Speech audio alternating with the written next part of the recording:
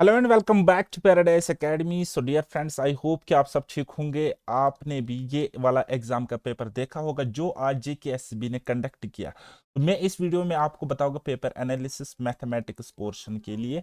Next video में मैं आपको बताऊंगा रीजनिंग पोर्शन के लिए अपना analysis and best solutions.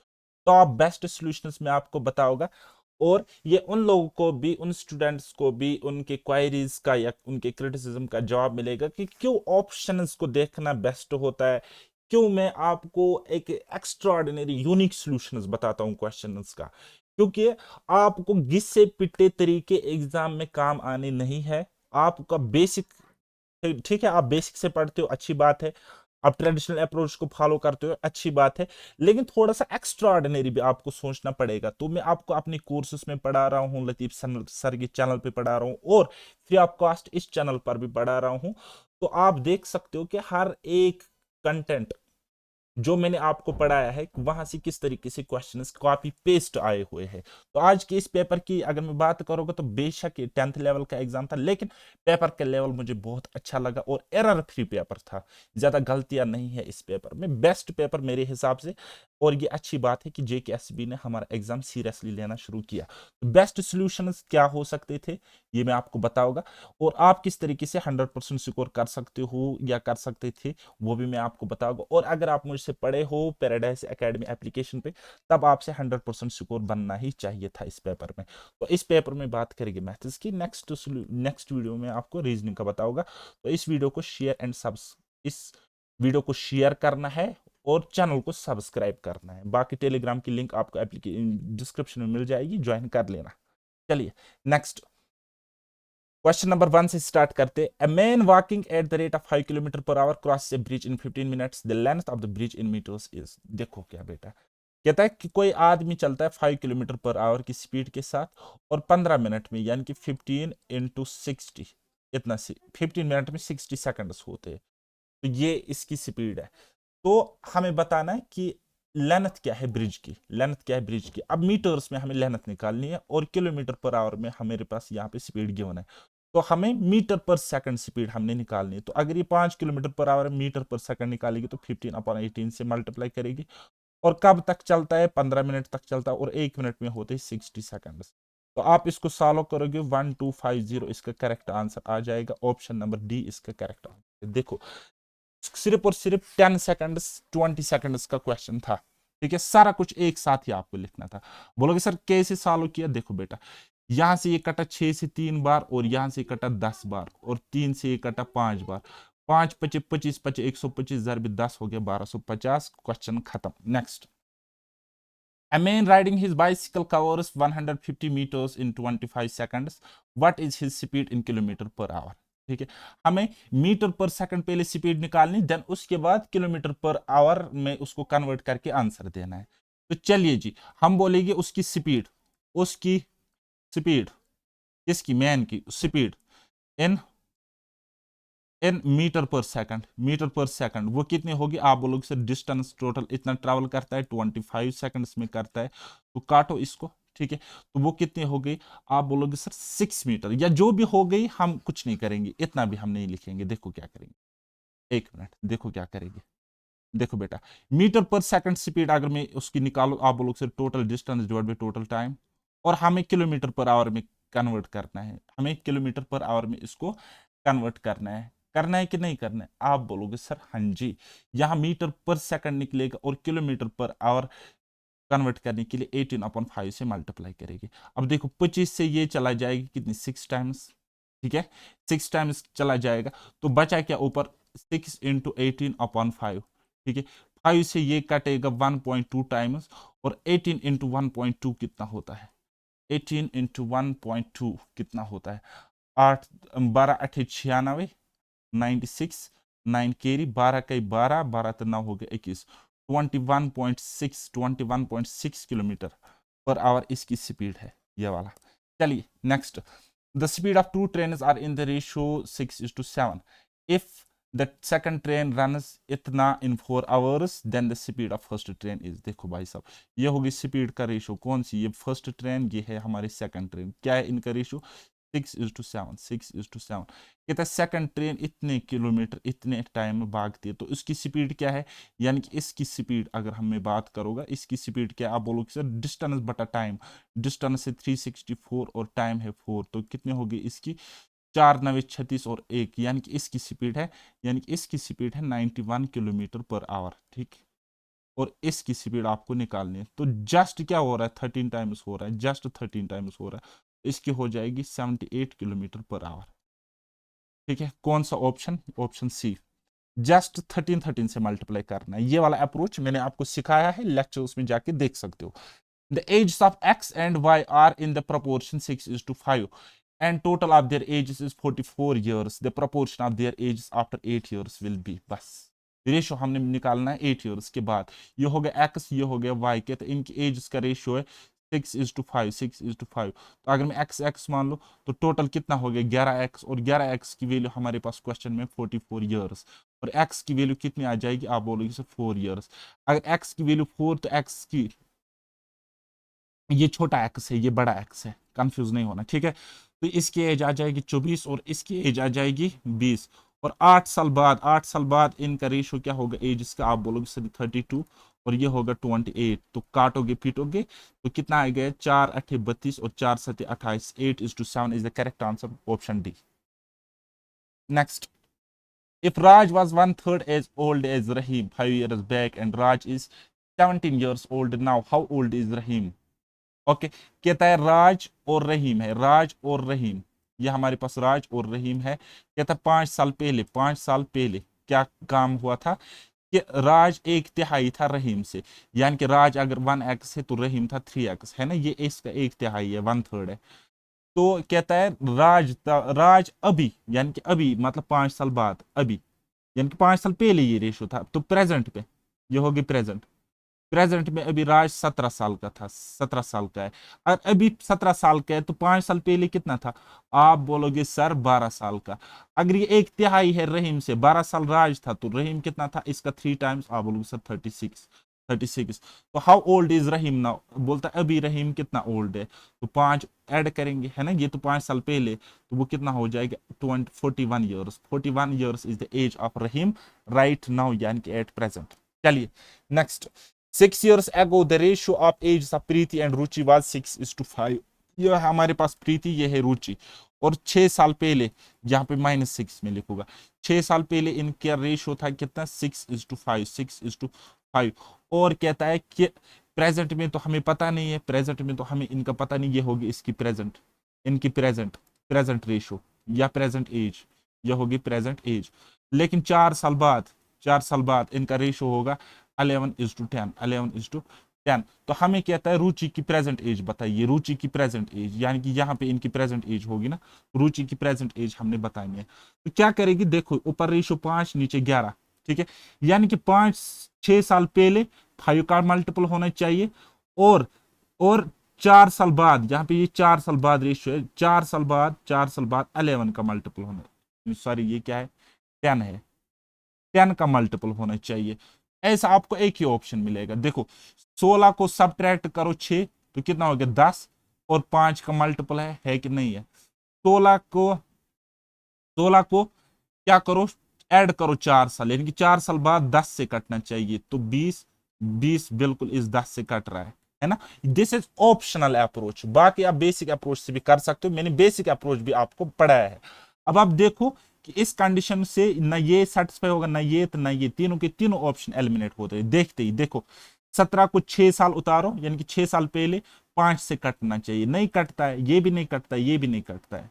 Okay चलिए next, the mean of 50 observations was 36।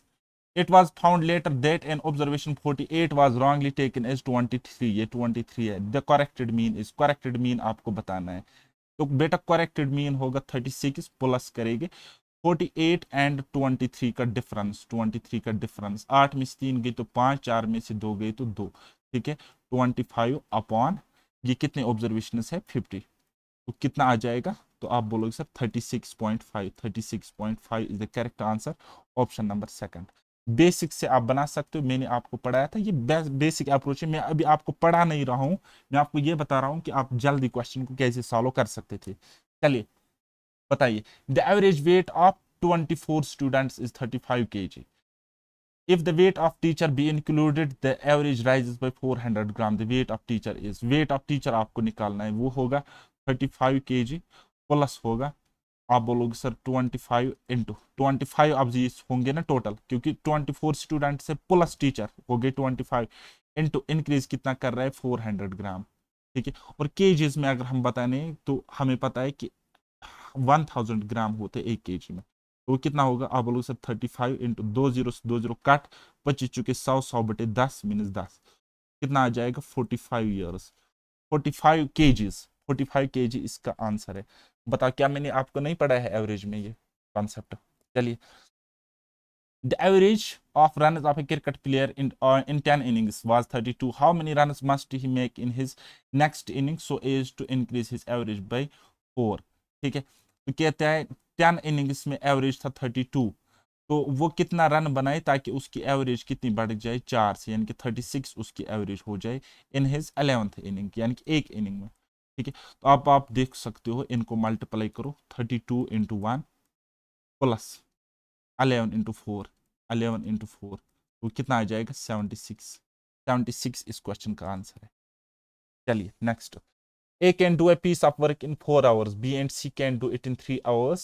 A and C can do it in 2 hours. How long will B alone take to do it? ठीक है, जैसे जैसे कहता है वैसे वैसे करेगी। कहते A किसी काम को कर सकते 4 घंटे में, B और C उसी काम को अगर मिलकर करेंगे तो उनको लगते 3 आवर्स। कहते A एंड C अगर उसी काम को करेगी, A और C अगर उसी काम को करेगी तो उनको लगते हैं कितने 2 आवर्स, 2 आवर्स।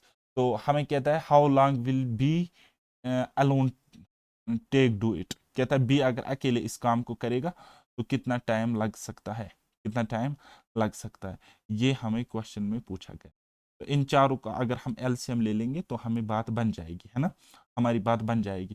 चारों का एलसीएम है सपोज 12, 12 यानी कि इसकी इफिशियंसी 12/4 दैट इज 3 यूनिट बनाता है ए। अगर 12 यूनिट टोटल वर्क है, 3 दिन लगते काम बी एंड सी को या 3 घंटे, तो 1 घंटे में ये कर रहे हैं 4 यूनिट, और यहाँ पे आ जाएगा ये 6 यूनिट। अब देखो ए 3 यूनिट अकेले बनाता है, ए और सी बनाता है 6 यूनिट, दैट मीन्स सी की एफिशिएंसी कितनी है, तो आप बोलोगे सर 3 यूनिट, 3 यूनिट। अब इस चीज को पकड़ो, बी और सी, बी और सी की एफिशिएंसी कितनी है 4 यूनिट। अगर सी की एफिशिएंसी 3 यूनिट है तो बी की एफिशिएंसी कितनी है 1 यूनिट। कितना, अगर ए अकेले इस काम को करता है कितना टाइम लगता है, बी, बी अगर अकेले करता, बी की इफिशियंसी 1 है, अगर अकेला काम करता, इसकी total work divide by total efficiency, तो कितने लगते 12 आवर्स लगते कि नहीं लगते, 12 आवर इस क्वेश्चन का करेक्ट आंसर है। चलिए नेक्स्ट, ये कहाँ पहुंच गया मैं, हाँ next, if A and B together can complete a piece of work in 15 days and B alone in 20 days, in how many days A alone can complete the work? कहता है A और B मिलकर अगर किसी काम को करते वो उनको 15 दिन लगेंगे, B अगर अकेला करता तो उसको लगते 20 दिन। दोनों का एलसीएम फटाफट ले लेंगे, तो बताइए, मैंने 60 ले लिया, ठीक है। तो इसकी इफिशियंसी हो गई 4, यहाँ पे इफिशियंसी आ गई 3, बी की इफिशियंसी 3 है, दैट मीन्स ए की इफिशियंसी 1 होगी, ठीक है, क्योंकि ए और बी की इफिशियंसी 4 है, ठीक है। दोनों की मिलकर 4 है, बी की अकेले 3 है, दैट मीन्स ए की इफिशियंसी 1 होगी। कहता है ए अगर अकेले काम करता कितना टाइम लगता, तो टोटल वर्क मैंने माना 60 और इसकी इफिशियंसी 1 है, तो 60 डेज इसको टाइम लग जाता। Option number D is correct answer. चलिए next, if A and B together can complete a work in 18 days, A and C in 12 days, and B and C together 9 days, then B alone can do the work in, बस वही करना है जो जो मैंने आपको पढ़ाया था। EACT क्लास में जाओ, देखो इस टाइप का क्वेश्चन, इस टाइप का क्वेश्चन, इस टाइप का क्वेश्चन भी मैंने पढ़ाया है, ठीक है। ए और बी किसी काम को मिलकर कर सकते 18 दिन में, और यदि बी और सी करे तो उनको, ए एंड सी है, अगर ए और सी करेंगे उस काम को तो उनको लगते हैं 12 दिन, और अगर बी एंड सी उसी काम को करते हैं तो उनको लगते हैं 9 डेज, ठीक है। तो हम इसका एलसीएम निकालेंगे।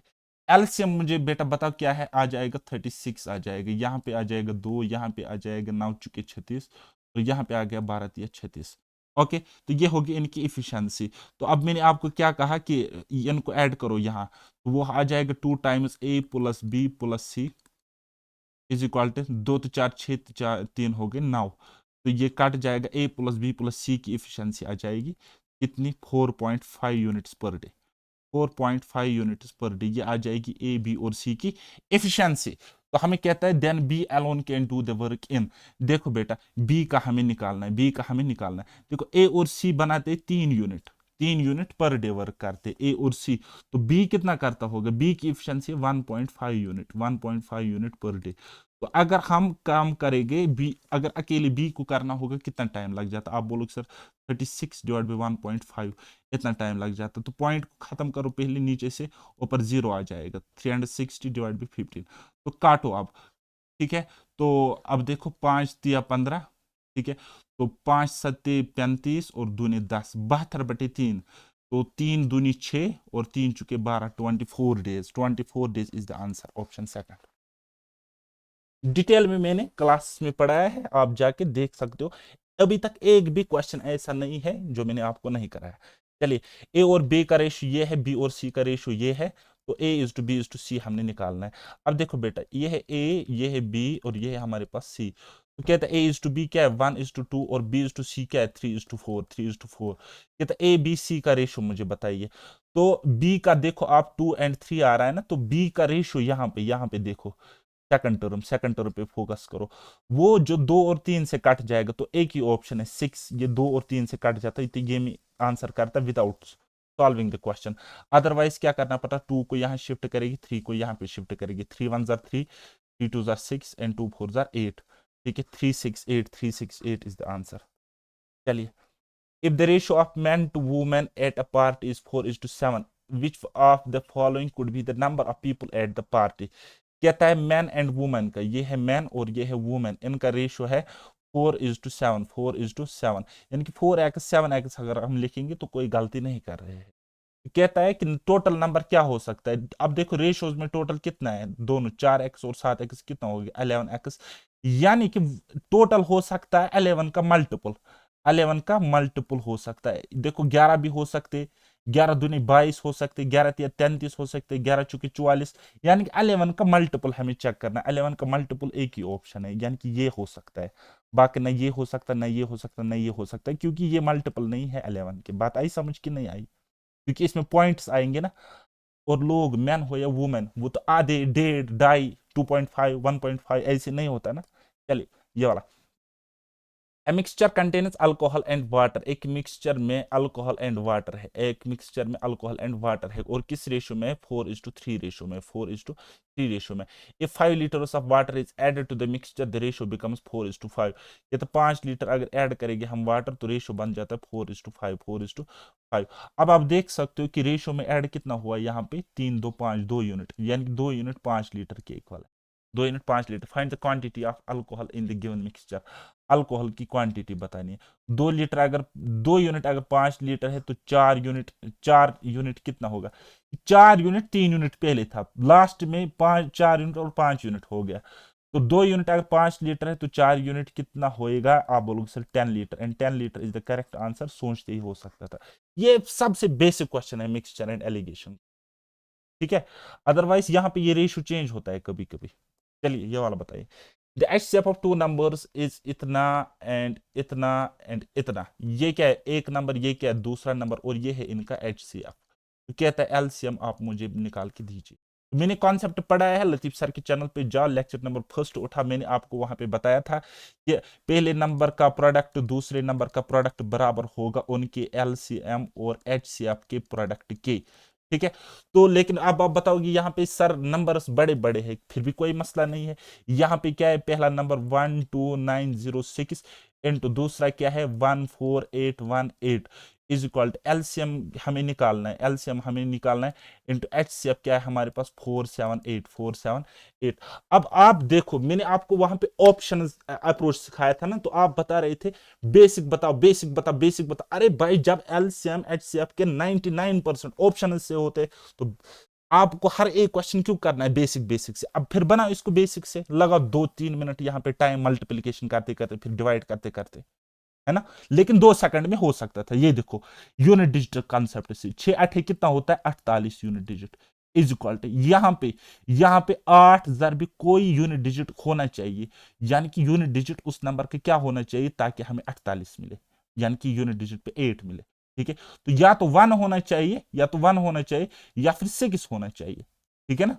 तो देखो ऑप्शंस पे, ये वाला ऑप्शन, ये यूनिट डिजिट, ये यूनिट डिजिट, ये यूनिट डिजिट, अगर मैं ये उठाऊं 8 या क्या होता है यूनिट डिजिट, आंसर पे 4 आ जाएगा, है ना, लेकिन यहां पे तो 8 है, 8 है। ये क्या है देखो गधो, देखो जब हम इसको प्रोडक्ट करेंगे ना, कुछ नंबर मिलेगा और 8 से 48 यूनिट डिजिट पे 8 होगा, 8। ठीक है, तो इसको इसके साथ मल्टीप्लाई करो।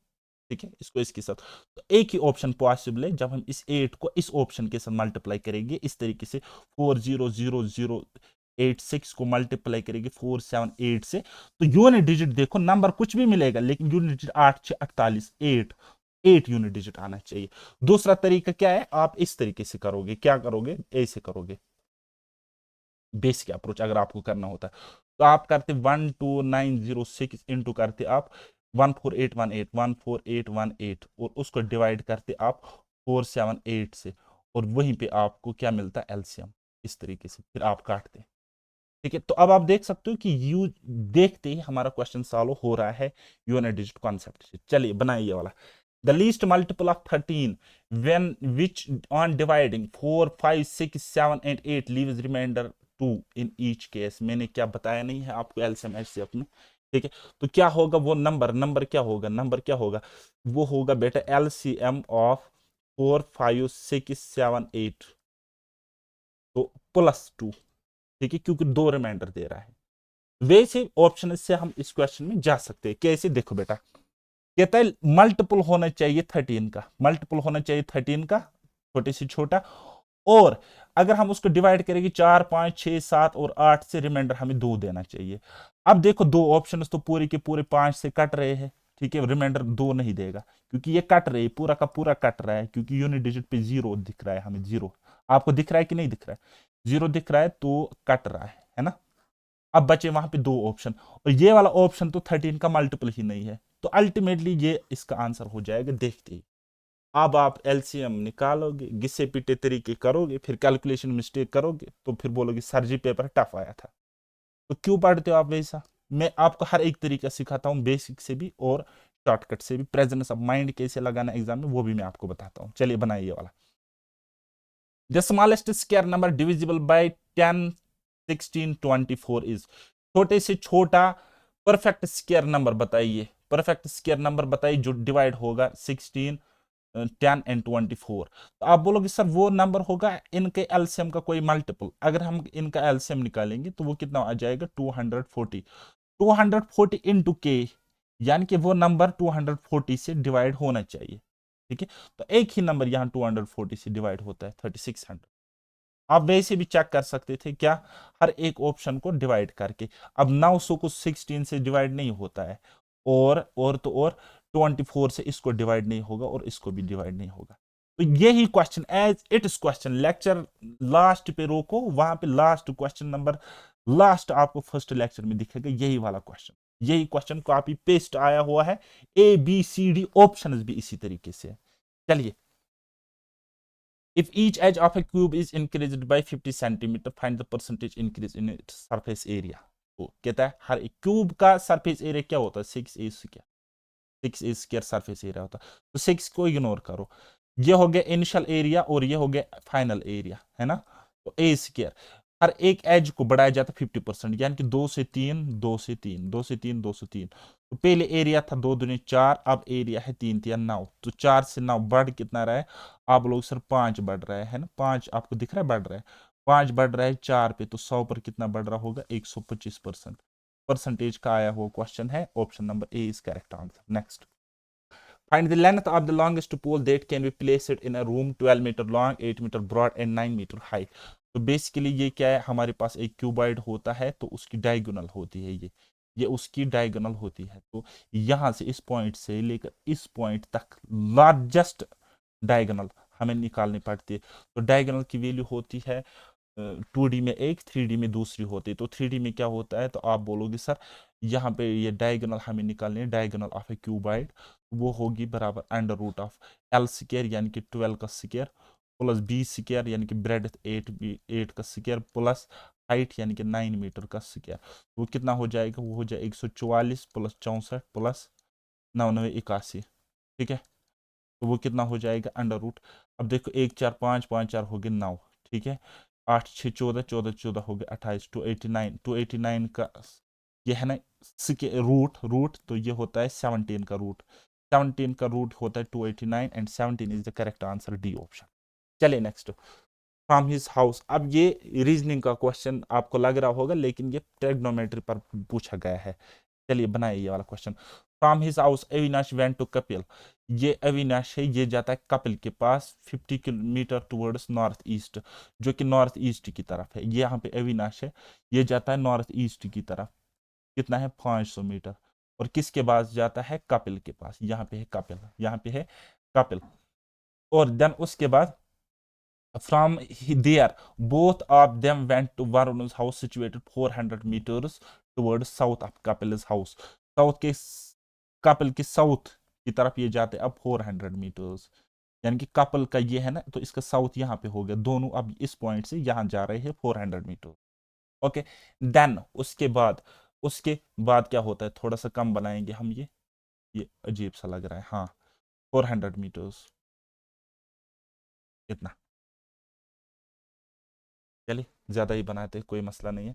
देन उसके बाद what is the shortest distance between Avinash current location and his location at the beginning. Avinash की लोकेशन यहाँ पे थी बिगनिंग में और करंट में यहाँ पे, तो ये शॉर्टेस्ट डिस्टेंस आपको निकालनी। तो अगर आप मुझे बताएगी, तो क्या आपको नहीं दिख रहा है कि यहाँ पे ये राइट एंगल ट्रायंगल बनेगा, राइट एंगल ट्रायंगल बनेगा, यहाँ पे राइट एंगल ट्रायंगल बनेगा। तो पाइथागोरस थ्योरम लगाओगे तो ये आपको मिलेगा 300 मीटर, ठीक है। तो किससे, Pythagoras theorem, Pythagoras theorem trigonometry में हाइट शॉर्टेस्ट डिस्टेंस आपको निकालने, तो यहाँ पे ये राइट एंगल होगा 90 डिग्री का, 90 डिग्री का। ओके, तो ये है बेटा कॉन्सेप्ट, दिस इज हाइपोटेन्यूज। और पाइथागोरन ट्रिपलेट मैंने आपको पढ़ाए थे, फर्स्ट लेक्चर मेरा उठा फाउंडेशन कोर्स का ट्रिग्नोमेट्री में, जो आपको लेक्चर यूट्यूब पर भी मिलेगा। तो 3 4 5 3 4 5 एक ट्रिपलेट होता है, तो ये 300 है, ये 400 है और ये 500 है, वहीं से गिवन है, ठीक है। तो 300 इसका करेक्ट आंसर होगा, देखते ही आप टिक कर सकते थे थिंक विदाउट इंक वाले अप्रोच से। चलिए ये वाला बनाएं। Tina is to the 75 metre south east of Veena, Reena is to 75 metre south west of Veena, Tina is dash dash of Reena. बस हमें जैसे जैसे कहता है वैसे वैसे अप्रोच हम लगाएंगे, लेकिन ये क्या है, रीजनिंग का क्वेश्चन है, तो नेक्स्ट वीडियो में मैं आपको बताऊंगा।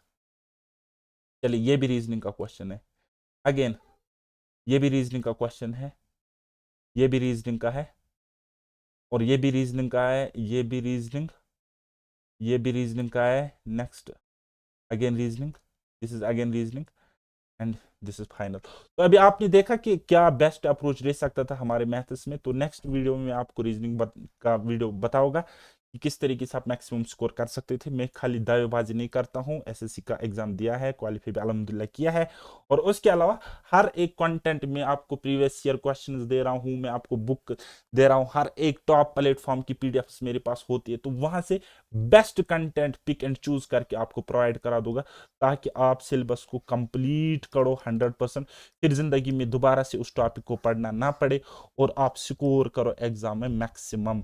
तो अगर आप मुझसे कंप्लीट पढ़ना चाहते हो, एक करो मेरे यूट्यूब चैनल को सब्सक्राइब और टेलीग्राम चैनल पे हो जाओ ज्वाइन, वहां पे मैं फ्री ऑफ कॉस्ट पीडीएफ दे दूंगा फॉर ऑल पोर्शंस। और अगर मैथ्स या रीजनिंग पढ़ना है on going and upcoming exams के लिए, जैसे कि सुपरवाइजर फॉरेस्टर है और आने वाले बहुत सारे पोस्ट्स है, तो उनके लिए आप एप्लीकेशन में या तो ऑन गोइंग कोर्स ज्वाइन कर सकते हो, और फ्यूचर के लिए अगर पढ़ना चाहते हो तो फाउंडेशन कोर्स वहाँ पे ऑलरेडी है, तो उसमें इनरोल कर सकते हो, जहाँ पे आपको सारा का सारा कंप्लीट में 100% पढ़ा होगा। तो मिलते हैं अब हम नेक्स्ट किसी वीडियो में, तब तक के लिए बाय बाय, टेक केयर, अल्लाह हाफिज और मेहनत करते रहिए।